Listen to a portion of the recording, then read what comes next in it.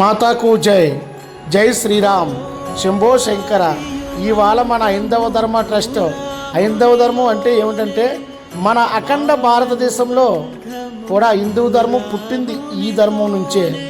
అలాంటి ఈ హైందవ ధర్మాన్ని మన 2 తెలుగు రాష్ట్రాల్లో కూడా ట్రస్టులు ఉన్నాయి. ఆంధ్రప్రదేశ్ రాజధాని అయిన అమరావతి పక్కన మంగళగిరిలో ఉంది.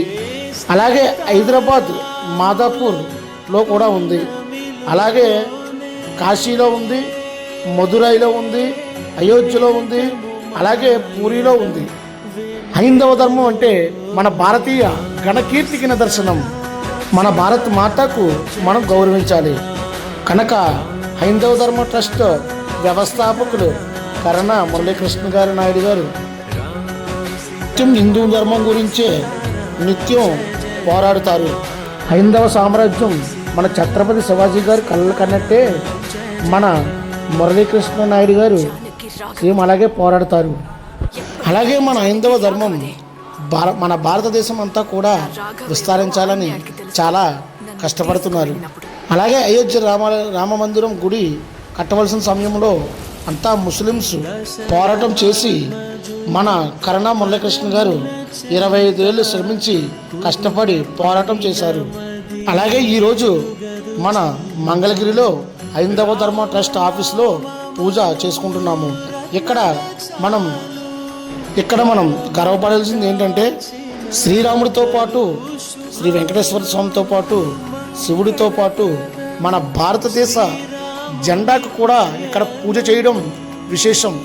ఈ ప్రపంచంలో ఏ పార్టీ ఆఫీస్లో కూడా, ఏ కార్యాలయంలో కూడా, అలాగే ఎక్కడా కూడా జరిగినటువంటి విషయంలో ప్రతి ఒక్క దాంట్లో కూడా ఈ జెండాకి ఇక్కడ 365 రోజులతో పాటు పూజ చేసి దేవుడితో పాటు సమానంగా చూసి మన హైందవ ధర్మాన్ని నిలబెట్టాలని సంకల్పంతో మన కరుణ మురళీకృష్ణ గారు చాలా శ్రమిస్తున్నారు.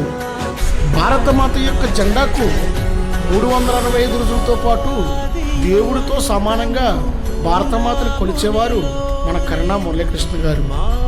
ఇక్కడ ప్రతిరోజు కూడా ఇలాగే పూజ జరుగుతుంది. భారతదేశం జెండాతో శ్రీరాముడికి, మహాశివుడికి, అలాగే మహారాముడికి కూడా అందరికీ కూడా ఇక్కడ పూజలు ఇలాగే జరుగుతుంది భారతదేశం జెండాతో.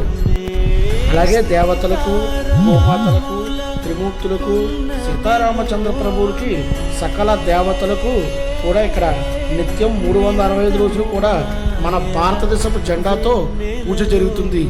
ఇది కరణం మురళీకృష్ణ నాయుడు గారు పార్టీ ఆఫీస్లో. జై హింద్, జై మహాభారత్, జై హైందవ ధర్మం.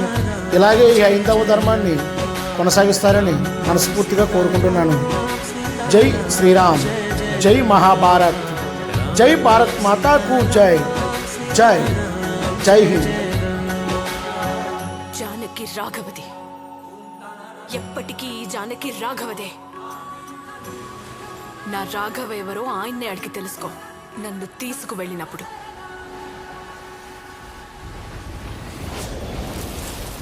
दशरथात्मजुनि